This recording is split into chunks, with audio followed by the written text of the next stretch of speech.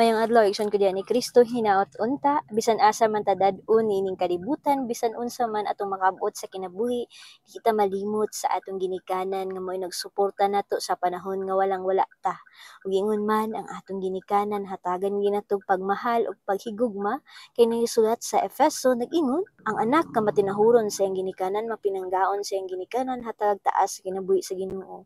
So kita dayong mga anak kinahanglan nga molingi ta, mopangga ta sa atong ginikanan kay aron hatagan tag reward sa Ginoo nga mao ang kaluwasan. Kung moingon tag reward dili lamang grasya diri sa kalibutan, dili lamang mahimo tang adunahan kun dili hatagan pud tag luna ngadto sa kalangitan.